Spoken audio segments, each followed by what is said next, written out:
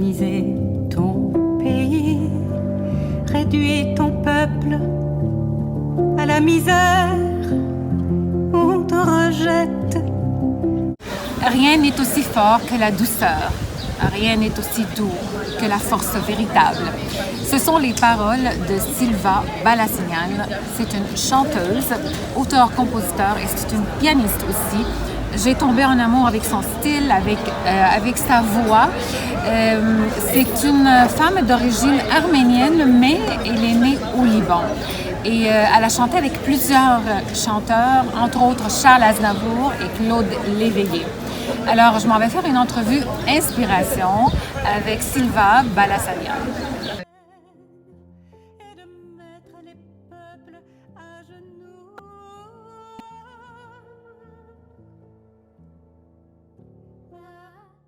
Silva, bonjour. Bonjour Diana. Merci d'avoir accepté cette entrevue. Ben écoute, c'est tout un plaisir de te connaître, de te rencontrer enfin. Merci. Mais on se connaît. Merci. Et que dire de toi? Mais on se connaît pas beaucoup, sauf que moi j'ai vu ton profil sur Facebook et j'ai tombé en amour avec ton style. En exil, qui d'entre nous aurait ce courage? J'ai écouté la chanson à mon père. Ça me tire les larmes. Ouais. Non, là, ta voix et les paroles, j'ai été tellement touchée, là, tu ne peux pas imaginer. Et j'ai su que c'est l'histoire de l'exode, en fait, de ton père, de l'Arménie vers le Liban, et ça m'amène à tes origines. Qu'est-ce qui a fait en sorte que ton père se retrouvait au Liban? C'est là où tu es né. Oui. Alors, un peu d'histoire sur ton père et son immigration vers le Liban. Un peu d'histoire par rapport à mon père et comment ça va être l'historique de la chanson aussi à mon père, qui est dédiée à mon père. C'est que, en ce moment avec mon gérant, on est donc beaucoup dans le terme « back to the future » parce que je suis en train de préparer un spectacle très immersif avec un artiste peintre, etc. Puis tout ça, le spectacle, c'est Mémoires intimes, donc vraiment les tréfonds de l'âme, et dont justement le titre principal serait à mon père. Arrêtons, commençons ici, saisissons. En fait, pourquoi cette chanson? C'est tout simplement, j'étais à un restaurant avec un ami, juste avant le confinement, puis qui me dit il faudrait que tu fasses une chanson sur les réfugiés. Parce qu'on venait de voir la photo du, tu sais, ce petit enfant qui avait échoué sur la plage, un petit enfant migrant qu'on avait retrouvé décédé sur la plage. C'était une photo tellement touchante. Elle venait de sortir, donc je dis oui. Et au restaurant même, j'ai eu l'idée du refrain « Arrêtons, arrêtons, arrêtons ». Oui, c'est ce que on entend dans la chanson. Oui, beaucoup. Et commençons aujourd'hui célébrons la beauté de la vie. Après, ça finit comme ça la chanson. Et dans le processus, autant mon gérant qu'une chanteuse qui s'appelle Marie-Claire Séguin, tu connais Marie-Claire Séguin. Et donc on avait comme un regroupement, quelques professionnels, on avait décidé chaque personne apporte 2 nouvelles chansons. Donc moi j'ai apporté cette chanson qui venait comme ça de clore dans ma tête. Mon parolier avait fait les paroles, mais j'avais travaillé avec lui les paroles, il est français mon parolier, et puis lui m'avait envoyé un texte qui était à consonance un peu trop politique pour moi. La conscience sociale, oui, en tant qu'artiste, mais prendre des positions politiques, ça me parle pas, ça me touche pas, je sens que c'est pas mon rôle. Donc, de fil en aiguille, donc à cette rencontre, je sors cette chanson, et puis Marie-Claire, très intuitivement, me dit mais pourquoi tu as fait une chanson sur les réfugiés, toi? Je dis voilà, on entend que ça, c'était avant la Covid. Je dis oui, pourquoi? Enfin oui. Elle me dit mais toi, je dis ok, je te vois venir, mon sang d'arménienne, mes gènes d'arménien et tout ça. Et puis très instinctivement, elle me lance son cellulaire, son téléphone, elle me dit chante-la donc à ton père. Alors là, je dis mais tu sais, mon père est parti, il est décédé jeune d'un accident d'avion. Donc je dis, il est parti, elle me dit, c'est pas grave, il va t'entendre de là où il est. Et j'ai joué le jeu, en fait, un jeu super intuitif. Et pendant que je la rechantais, la chanson, j'ai changé le texte. C'est là où tout Ah, m'est c'est venu. vrai, Toi, dans- mon dans- père migrant, serais-tu fier de nous maintenant et tout. J'ai fini la chanson, j'étais en larmes, tout le monde aussi. Et là, soudain, j'ai pris conscience d'où je viens, vraiment. Je veux dire, ma souche. Je dis, mais attends, je suis une fille de réfugiés. Mon père est né sous une tente quand il fuyait dans un deuxième exode, l'Arménie, etc. Il est né sous une tente. Moi, je l'ai connu, un homme d'affaires brillant, mais il est né sous une tente. Et d'où...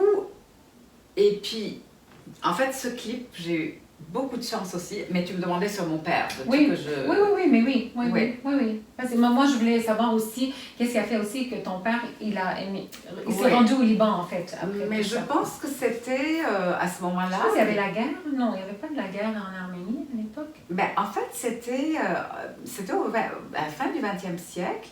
Il y a eu le génocide des Arméniens. Ah oui, c'est vrai, oui. En fait, c'était le premier génocide du XXe siècle. Et historiquement, on dit que Hitler s'en est inspiré. Ok. Il a dit, bon, qui parle des Arméniens, maintenant je peux bien faire pareil. Donc c'est comme ça que- c'est les fuites, oui. Mon père s'est retrouvé dans un consulat anglais, dans une école anglaise à Chypre, Ok. dans un pensionnat anglais à Chypre. Et ma mère, qui est de sang arménien aussi, elle, son histoire est complètement différente. Elle est née en Égypte parce que, apparemment, mon arrière-grand-père avait beaucoup de terrains de coton et il venait d'acheter un terrain de coton en Égypte. Et donc, il a envoyé un de ses fils, qui était mon grand-père, que je n'ai jamais connu, en Égypte. Et ma mère est née en Égypte. En Égypte. Et apparemment, mon grand-père n'avait pas trop la bosse des affaires. Les terrains que lui gérait, ça n'a pas trop marché. Il est décédé jeune. Et ma grand-mère s'est trouvée démunie avec ses enfants un petit peu. Donc, elle a envoyé ma mère dans cet dans ce pensionnat qui accueillait des orphelins arméniens. Mais, donc, dans la foulée, ma grand-mère a envoyé ma mère dans ce pensionnat. Et c'est là où mes parents se sont rencontrés. Et c'est adorable leur histoire. Autant ma mère, quand elle me racontait les terrains de coton, ça fait très Scarlett O'Hara, autant on emporte le vent. Elle allait à dos de cheval avec son père visiter les terrains de coton et tout ça. C'est tellement cute. Oui. Et après, en fait, le pensionnat, à cette génération, c'était très strict, les garçons et les filles. Mais mon père, après, lui avait raconté, mon père était très entrepreneur déjà, apparemment, même à l'école. Mon père a été le premier homme d'affaires qui a ouvert les portes entre les pays arabes et Hong Kong. Donc c'était un aventurier dans les affaires et puis il partait des mois quand j'étais un petit bout, moi je me rappelle. Et apparemment, dans le pensionnat où il était, il avait monté une chorale. Et il s'était trouvé un appareil photo, puis il prenait des photos de tout le monde, il les vendait, etc. Et il était tombé amoureux de ma mère dans la chorale. Et puis apparemment, il se débrouillait toujours pour se mettre derrière elle. Et il frôlait ses cheveux. Une belle histoire d'amour. Il frôlait ses cheveux et c'est tout ce qui... Ouais. C'est comme ça qu'ils se connaissaient, je pense.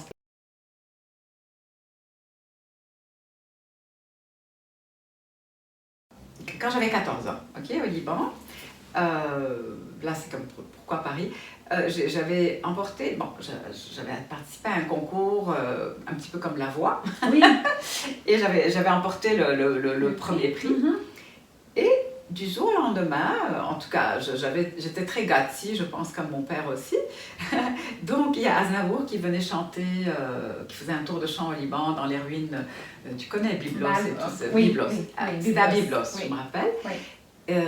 Magnifique, au bord de la mer et tout. Et une copine de la classe du collège me dit, mais il faudrait que tu chantes avec lui, tu viens d'emporter le concours. Moi, c'est pas tombé dans l'oreille d'une sourde. Je rentre à la maison, je sais pas comment je fais pour... mon père était là, il était pas en voyage, comment je fais pour le convaincre? J'ai dit, il faut que tu m'amènes à l'hôtel d'Aznavour, et tu dois connaître l'hôtel Félicia. Oui. Il était là-bas. Oui. Donc, je sais pas, j'ai dû le convaincre très fort, il m'amène à l'hôtel Félicia, et puis il me dépose à la porte, il me dit, vas-y ma chouette. Je dis, mais non, mais tu viens pas avec moi? Il dit, mais non, vas-y, tu voulais y aller, vas-y. Puis je me rappelle encore, je grimpe les grands escaliers, tu sais, du milieu. Puis je vais à la réception Je peux le dire en arabe? Ben oui, Je dis avec mon petit accent, je dis avec Monsieur Aznavour. Je veux parler avec Monsieur Aznavour. C'est normal, il faut que je lui parle. Alors le réceptionniste a dû être très touché. Il me dit tu peux pas lui parler, ma petite chérie. Mais tu sais quoi, je vais te donner le numéro de sa chambre et le numéro de téléphone de l'hôtel. Appelle-le et demande sa chambre. Ah. Donc, je rentre à la maison, direct, j'appelle. Et puis je lui fais, je ne sais plus le baratin que je lui ai fait. Je dis, je suis une grande chanteuse ici, il faut encourager les chanteurs ici. Alors, il a accepté. Et il m'a dit, mais venez à la répétition. De toutes les façons, c'est pas moi qui décide, c'est les organisateurs. Ok. Donc je vais à la répétition, le lendemain en tout cas. Et c'est une belle histoire, je veux dire, sans fausse modestie. Donc, puis l'organisateur, bon, il me reconnaît, il dit oui, c'est toi qui as emporté le prix, d'accord, on te donne une chanson entre la première partie et Aznavour. Et puis la première partie, c'était une troupe de danse libanaise folklorique, je ne veux pas dire leur nom, pour ne pas, donc assez connue. Et moi, je n'étais même pas consciente, mes parents avaient des billets ce soir-là.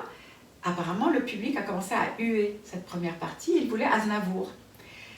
Et mon père et ma mère se sont dit, pauvre petite, pourvu qu'elle renonce, ça va être le choc de sa vie, parce que les gens attendent Aznavour, et puis c'est elle qui va venir avec sa guitare, bling, bling, bling. Et moi, je suis consciente de rien de tout ça. Donc, je m'amène sur scène, et écoute, tout ce dont je me rappelle, c'était silence radio, un public, mais accroché, et je termine ma chanson, et les gens me font un rappel. Et moi, j'étais comme, on m'avait dit, tu fais une chanson, j'ai fait une chanson. Et c'était un spectacle retransmis par Radio France. Donc, c'était 4 soirs de suite. Le lendemain, je me maquillais pour ma deuxième soirée avec Aznavour, à 14 ans. Et mon père, qui était pas très... Mon père, il faisait pas trop de compliments. Pour faire un compliment, il fallait vraiment que ça soit mérité. Ça, c'était un petit peu, je pense, son côté... il a grandi à la dure, hein? Je veux dire, il n'a pas eu un père, une mère qui le chouchoutait, qui le chouchoutait. Donc. Mais ça, c'est ce que ça t'a manqué, ça? Le fait que ton père ne te complimentait pas au plus ou moins? Pas vraiment. Parce que d'un autre côté, au grand dam des aînés, j'étais vraiment sa petite princesse. Et j'avais tout ce que je voulais de lui. Je savais comment l'obtenir. Donc il t'aimait à sa façon, mais c'est pas le genre à l'époque, les hommes, oui, il m'adorait même à sa façon, je pense. Et justement, plutôt que de le dire dans ces mots, ce soir-là, que je me préparais pour mon deuxième tour de chant, il m'apporte un article. Un article d'un des journaux principaux anglophones du Liban, qui disait, traduction, qui disait, bon, Aznavour, c'était un très beau spectacle et tout, mais la véritable révélation de la soirée, c'est cette toute jeune fille qui nous a tous, scotchés, puis voilà. Le public a tombé en amour avec ta voix, avec toi, avec ta personnalité, je exact. Et après, donc le deuxième soir, je vais faire mon tour de chant nouveau, et même topo, rappel du public. Et du coup, l'animateur de Radio France, qui s'appelait Jacques Bonheur, en plus, je me rappelle encore son nom. Donc moi, je sors de scène, il vient me chercher dans la coulisse, il me dit, est-ce que tu as une autre chanson, la petite? Je dis oui, je disais oui à tout. Oui, j'étais la petite à 14 ans. Je disais oui à tout. Alors il me dit, viens, suis-moi. Il me ramène sur scène, il me dit, ce soir, on va vous faire une deuxième chanson. Donc je fais une deuxième chanson. Troisième jour, je reçois un téléphone des organisateurs. Est-ce que tu pourrais prendre toute la première partie? Et moi j'étais comme, oui, bien sûr, oui. Mais mes parents étaient, mais ma chérie, mais qu'est-ce que tu vas chanter? Je dis, tu sais pas prendre toute une première partie d'Aznavour. Mais oui, t'occupe. Je l'ai fait. Et j'ai eu de très bons... Attends, au Liban, j'étais devenue une petite chouchou, tu vois. Oui. J'allais faire je me rappelle une fois, après j'ai chanté avec Moustaki, je sais pas si tu connais Moustaki, Gilbert Bécaud, Claude Léveillé. Claude Léveillé, je l'ai rencontré, oui. Tu vois, elle est où la photo? Ah oui, elle est là, la photo. J'avais 15 ans à ce moment-là, donc j'ai représenté le Liban au Festival international de Sopot, à Pologne, et il y avait 32 pays, et celui qui représentait le Canada, c'était Claude Léveillé, donc c'est le premier Canadien que j'ai jamais connu de ma vie. Tu avais 15 ans oui, quand tu as chanté avec.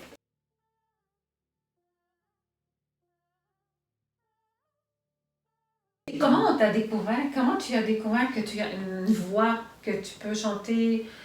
Est-ce que c'est comme par la pratique ou quelqu'un t'a découvert? Non, c'est tout à fait naturel. Tu as commencé à chanter, puis les gens t'entendaient. En fait, c'est comme si tu demandais à un poisson comment tu as su nager.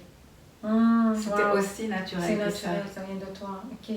Bon, j'ai fait beaucoup de piano. Quand j'étais petite, j'avais un prof russe au Liban qui voulait, justement, après, tu me parlais de mon père, donc après, à 16-17 ans, 16 ans et demi, donc j'avais fini mon secondaire, vite, alors, là, je voulais aller à Paris, m'installer, et parce que tous ces chanteurs, en fait, tu vois, l'impresario Beko voulait carrément m'engager, me prendre sous son aile. Jean Ferrat voulait que je parte en tournée avec lui. Moustaki voulait que je le suive aussi dans ses tournées. Jean Ferrat, ça a commencé à l'Olympia à Paris. Puis là, mon père m'a dit non, là tu te calmes, tu as 15 ans, 16 ans, bon, j'accepte que tu chantes avec eux. Et tu me posais la question, pour moi c'était naturel. On me disait, tu as une conférence de presse avec Beko demain. Tout à fait naturel. On passait me prendre à midi de l'école, je retroussais ma jupe pour faire brancher Mini et tout, parce qu'on avait des uniformes. Puis les journalistes me posaient des questions. En 2 questions, j'étais comme... j'étudiais mon devoir de géographie ou n'importe pour l'après-midi. Puis j'étais une gamine, quoi. On me posait la question. Oui, à 16 ans, 17 ans. Mais est-ce que tu as vécu la guerre? 15 ans. Non, j'ai pas vécu la guerre. Je suis partie juste avant l'année la où ça a guerre. commencé. Okay. L'année où ça a commencé. Et puis donc, j'étais comme, je vais aller à Paris. Puis Ils t'ont laissé aller, tes parents? En fait, mon père rentre de voyage, justement. Il y avait un rapport très formel avec lui. Autant avec ma mère, bon, on se relâchait et tout. Lui, c'était le côté british, justement.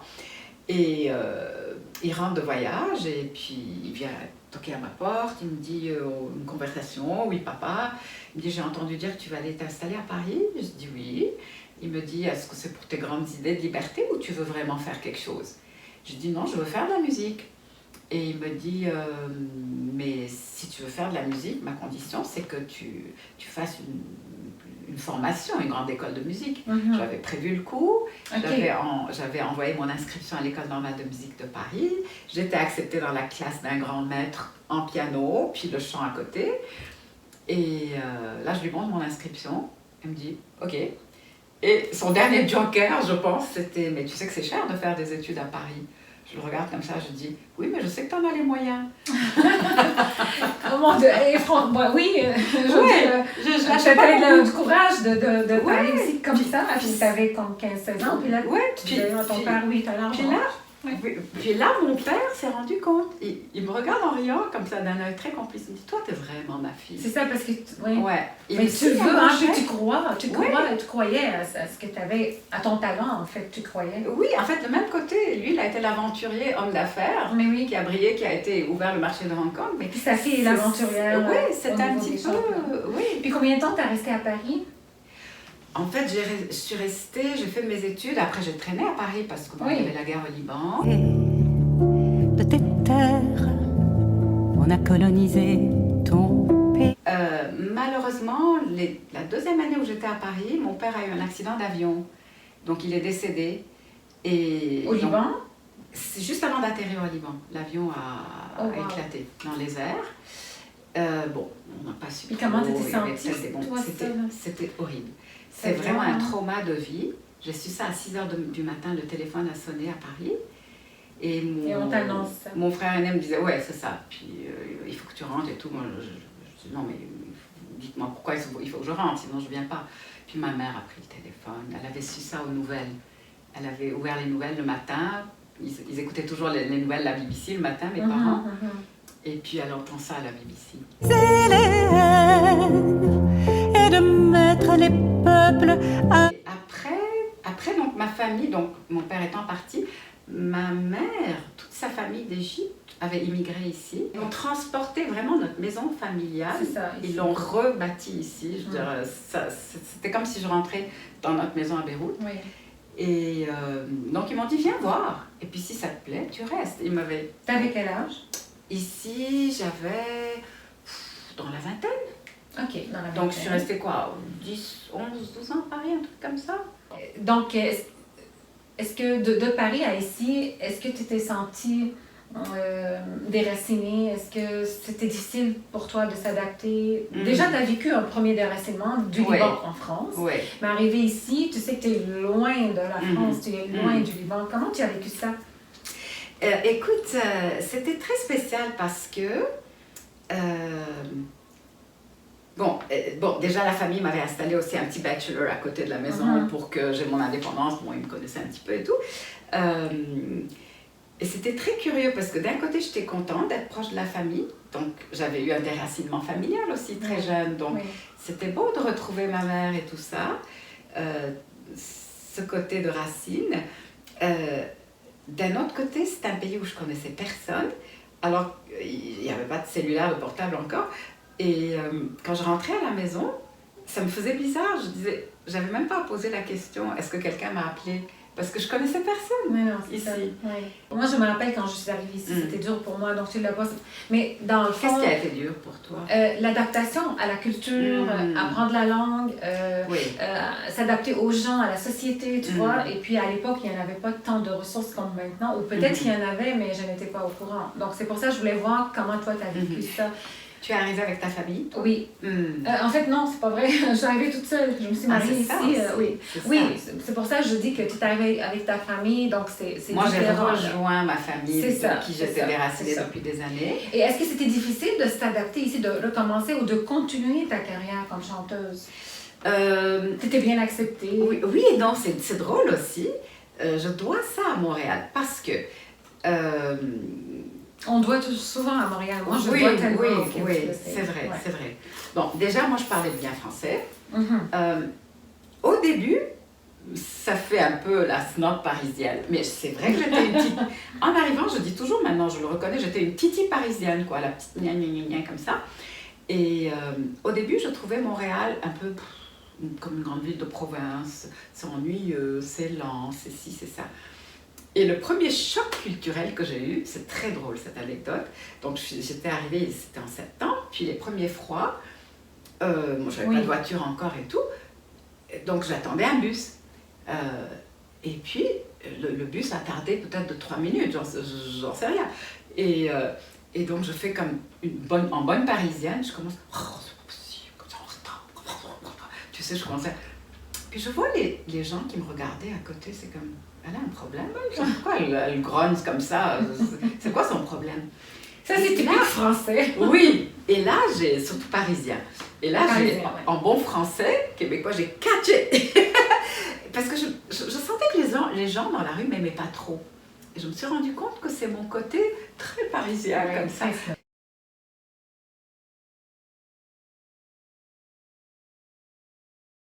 Le premier concert que j'ai fait en Amérique du Nord, c'était aux Nations Unies et c'était un concert 100% classique parce que j'avais cette formation classique de l'école normale de musique, concertiste et tout. Et justement, le culturel, j'ai eu une coach en arrivant ici qui était une dame magnifique, Rose Goldblatt, qui avait à ce moment-là dans les 80 ans, très la Madame Westmount comme ça, mais elle avait un fond mais pétillant. Et elle avait 2 pianos de concert dans son salon, un Steinway et un Bosendorfer. Dès le premier mois, ils m'ont adoptée comme une fille. J'avais la clé de leur maison, elle et son mari Henry. Je rentrais, je jouais sur leur piano et tout. Et puis un jour, elle m'entend faire une chanson. Je pratiquais, comme je sais pas, du Schubert, disons. Puis elle m'entend faire une chanson en libanais. Atinina Warani, donne-moi la flûte et chantons. Atinina Warani, mais c'est Férouz. Et c'est ça que j'avais chanté en Pologne à ce pote, entre autres, parce qu'il fallait faire une chanson du pays qu'on représentait. Tu l'as chanté en arabe? En arabe. Tu l'as chanté, ok. Oui, et c'est l'orchestre symphonique de Varsovie qui a... Et c'est justement Férouz qui m'avait coaché pour la chanson. Et c'est son mari, Rahbani Ilyas, qui avait fait les arrangements pour l'orchestre symphonique de... Donc, voilà, revenons à ici. Alors, là, elle arrive, Rose, donc, pour qu'on fasse notre coaching avant que j'aille faire mon spectacle aux Nations Unies. Là, bon, je joue tout le concert. Ah, wonderful, darling, it's really good et tout. Puis souvent, je dis, Rose, we didn't think of an encore. Et puis, elle réfléchit comme ça. Puis du haut de son Westmount, très anglophone et pianiste classique, elle dit, darling, why won't you do that song that I heard the other day? Je dis, Rose, I'm doing a classical concert in the United Nations and you want me to do an Arabic song as an encore. A song, like, why not? Et c'est là où j'ai vu que ici ça se fait. C'est-à-dire qu'on est en Amérique du Nord, le poids de la tradition, les frontières des traditions du ça se fait pas, n'existe pas. Ça n'existe pas. C'est ça la beauté aussi de Montréal. Ouais. Tout est possible ici.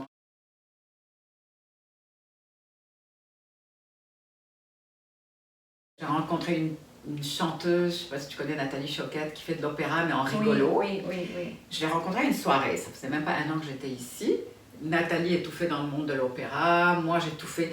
Je sentais bien que le monde classique, le côté rigide, c'est pas pour moi. J'étais une bonne pianiste classique, c'est même magnifique la formation classique, mais non, moi j'aime chanter, j'aime composer, j'aime parler avec mon public.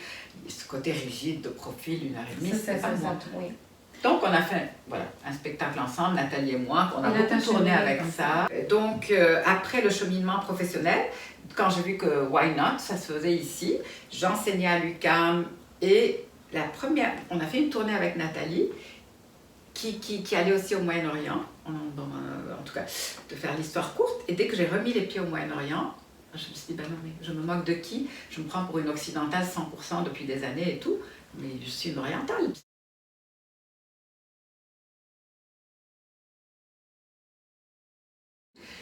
Et là, je reviens, j'ai assumé mes gros cheveux bouclés noirs qui sont tressés aujourd'hui. Et j'ai dit, j'ai envie d'aller chercher toutes mes racines. Et j'ai fait un projet, un disque Souffle d'Orient, qui est libanais, où il y a de l'arménien, et il y a une chanson de Barbara, Dis quand reviendras-tu, en 3 langues, parce qu'il fallait ma racine française aussi. Et j'ai eu la chance que Souffle d'Orient a été nominé meilleur album musical. Oui, c'est ce que j'ai lu, oui. Donc, félicitations. Merci, ça a beaucoup tourné. Et on espère maintenant pour le vidéoclip à mon père que ça va être pareil. C'est vraiment de toute beauté, ça. Elle a dit, allez voir sur sa chaîne YouTube. Écoutez la chanson, c'est vraiment de... Merci. Moi, j'ai tombé sur ma chaise. Oui, d'ailleurs, le plus de likes que j'aurai, je pense que ça va un petit peu influencer les votes de la disque aussi, parce que c'est en lice pour le meilleure vidéo de l'année. Oui. Et voilà. Donc bravo, tu t'es retrouvée ici, puis tu as continué ce cheminement. Et voilà. Puis après, je suis devenue la chanteuse Lady Silva, qu'on connaît maintenant. Oui.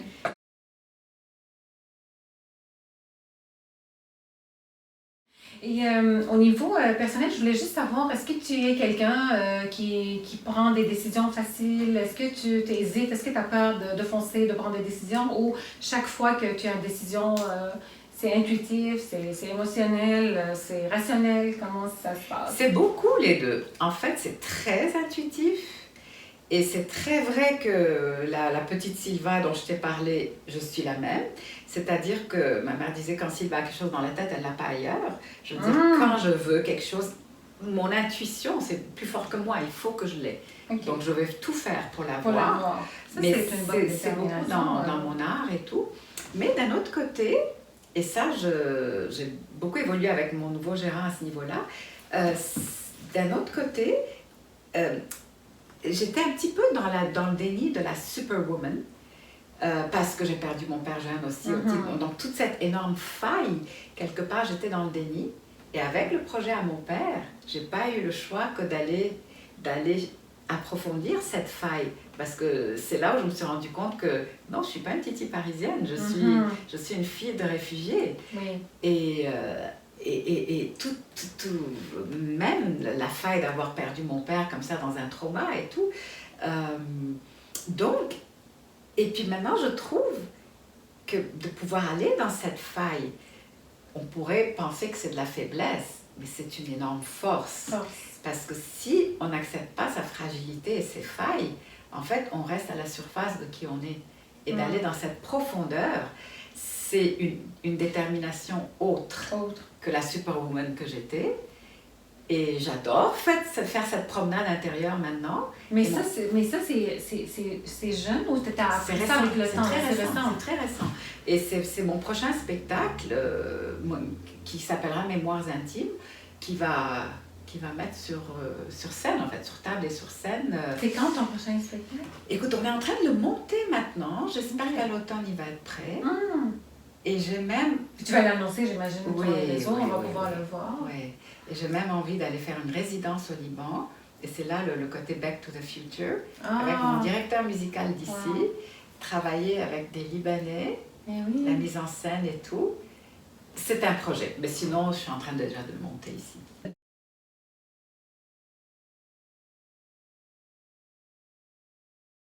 Ta vie personnelle, comment elle a évolué avec ta vie professionnelle? Écoute, là par contre, j'ai toujours été... Je dois aussi à mes parents parce que quand même au Liban, tu le sais, hein, on est né dans un pays où à un certain âge, tu te maries, tu te cases, tu trouves un bon parti et tu as des enfants. Moi, j'ai jamais eu cette vocation. Je pense que mon sacerdoce, ça a été la musique. Oui. Et j'ai eu des parents qui ont beaucoup respecté ça. Même ma mère, qui est partie il y a quelques années, elle me disait, mais écoute, t'as un talent, t'as une passion, ne t'encombre pas d'un homme dans la vie d'enfant. Je disais, c'est gentil, maman, de dire ça à ta propre fille, tu sais. Mais elle me disait, mais tu comprends. Elle veut que tu fonces dans ta carrière avant que, oui. Par contre, j'ai eu quand même, pendant 10 ans, par exemple, j'étais avec un Québécois d'ici, Pure Laine, beaucoup plus jeune que moi, qui était dans le cinéma, qu'on s'est adoré, mais voilà. À un moment donné, je suis partie pour des raisons personnelles. Oui. Mais tu vois, ça a toujours été une formule où moi j'avais mon cocon musique, on a partagé un appartement ensemble, mais je pense que son tempérament d'artiste comprenait probablement aussi mon côté très indépendant. Oui. Mais je c'est reconnais bien une ici, chose. j'imagine. Ouais, Oui. je reconnais une chose, c'est Oui. que jusqu'au jour d'aujourd'hui, je ne sais pas si ça changera, c'est toujours la carrière, la musique qui l'a emporté. Si on me... Disons l'homme de ma vie va me dire la semaine prochaine, on doit faire un voyage d'amoureux magnifique. Et si on me proposait un spectacle magnifique qui m'inspire, je pense que c'est le spectacle qui va l'emporter. Et je veux dire à mon amoureux, écoute, on peut décaler notre voyage pour dans un mois. C'est ça, on dit que tu es amoureuse de ton métier, de cet amour de la musique. Oui, c'est comprenable.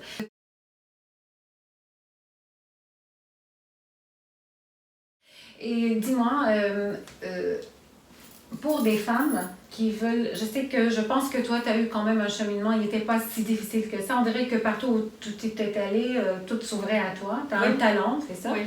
Mais pour les femmes, on va peut-être presque terminer un petit peu ici. Puis pour dire pour les femmes qui veulent aussi foncer ou avoir une carrière, mais qu'elles n'ont pas eu... On peut dire que tu as eu quelques facilités au niveau de tes parents ou de ton entourage.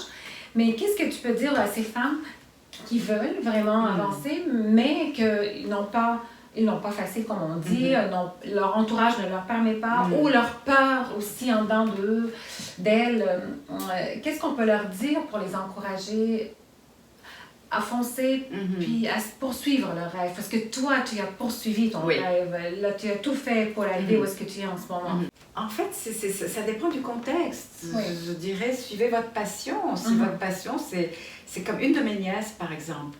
Depuis petite, elle sa passion, c'est d'être mère de famille, d'être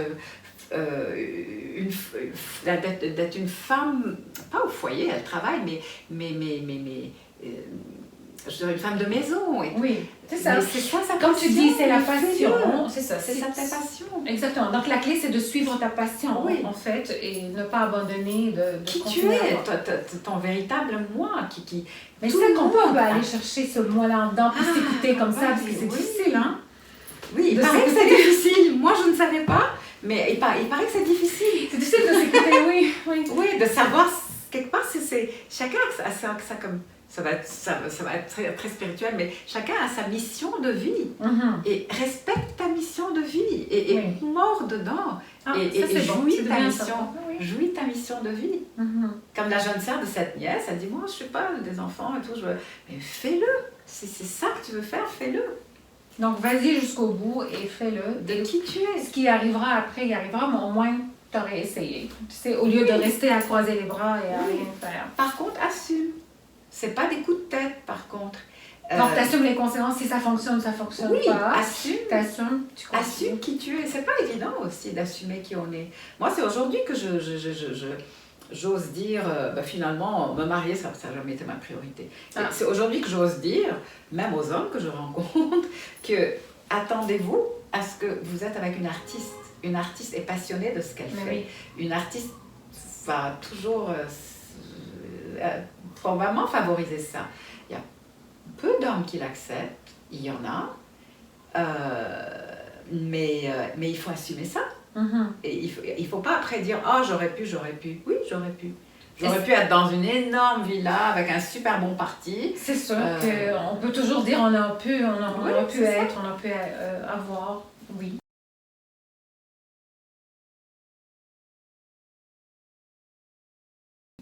Mais maintenant, est-ce qu'il y a quelque chose que tu regrettes dans ta vie jusqu'à maintenant que tu n'as pas essayé, que tu n'as pas fait?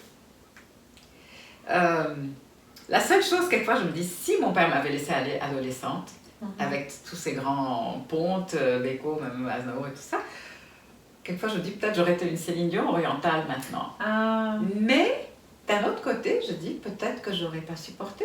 Comme Amy Winehouse, je me serais enlevé la vie aussi adolescente, parce que ça aurait été too much. Ouais. Donc, je comprends. Il m'a poussée, mais il m'a donné aussi tous les outils pour avoir une carrière de musique. Et justement, aujourd'hui, je transmets comme toi, j'ai des élèves, mais donc, jamais j'arrêterai d'enseigner. J'adore transmettre ma passion. Donc, tu es satisfaite de ce parcours-là que tu as fait dans ta vie? Même devenir mère, tu vois, maintenant j'ose le dire, ça n'a jamais été ma priorité. Mais c'est bon de le savoir, ça. Oui, et j'ose le dire maintenant. C'est comme les femmes, non, il faut être mère. C'est comme, non, pas forcément. Maintenant, je dis, je suis une mère universelle. J'adore mes élèves, j'adore mes neveux-nièces, j'adore mon public. Ce don de soi, ça a un côté, on nourrit aussi.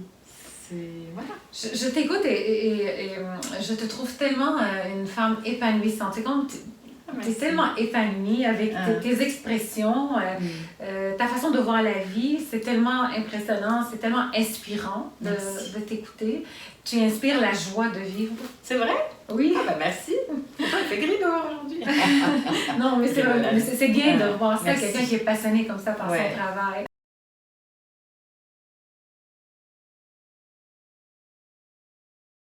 Qu'est-ce qu'on peut savoir sur Sylva, sur Lady Sylva, qu'on ne voit pas sur les réseaux sociaux, ou que les gens ne voient pas, ni sur Facebook, ni sur YouTube, ni ailleurs? Une chose qu'on doit savoir, ou que c'est bon de savoir sur toi, mais qu'on ne trouve pas sur Google maintenant. D'accord, mais écoute, c'est cette faille dont je t'ai parlé. Et c'est grâce à mon gérant qui a mis le doigt dessus aussi, justement, avec ta question signature. Un jour, il m'a dit, mais qu'est-ce que les gens n'ont pas encore découvert de toi, qu'ils ne savent pas de toi? C'est cette faille dont je t'ai parlé, où j'étais dans le déni, je suis la superwoman. Et c'est là où je pense que je vais aller vraiment au plus profond des émotions, ça devient universel aussi, que je vais pouvoir transmettre et nourrir les gens avec ça. Mais ça, en cherchant les ressources en dedans de toi, là, c'est ça? Oui, ça c'est intéressant. Et puis apparemment, mais ça j'en suis pas consciente, je cite toujours mon gérant qui dit que j'ai une force dans une douceur ou une douceur dans une force, enfin je sais pas dans quel ordre il le dit. Et apparemment c'est mortel, une âme mortelle. Il me dit, personne ne peut rien te refuser. Je suppose que j'ai dû commencer à apprendre ça très jeune avec mon père, justement. Oui. Non, mais c'est vrai, par exemple, que tu projettes ça. Mais je crois à ça aussi. En fait, je déteste l'agressivité. Je crois que la véritable force, il y a beaucoup de douceur dans la force. On n'a pas besoin de cogner pour être fort. Mais non.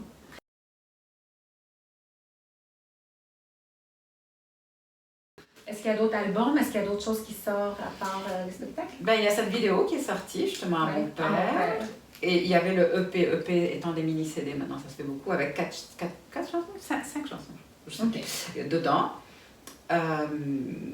Donc voilà, puis il y a la deuxième partie, le deuxième mini-CD qui va sortir avec 4-5 autres belles chansons, qui sont toujours un petit peu autour de ses mémoires intimes, le genou de mon père, et puis voilà, puis ça va être le spectacle.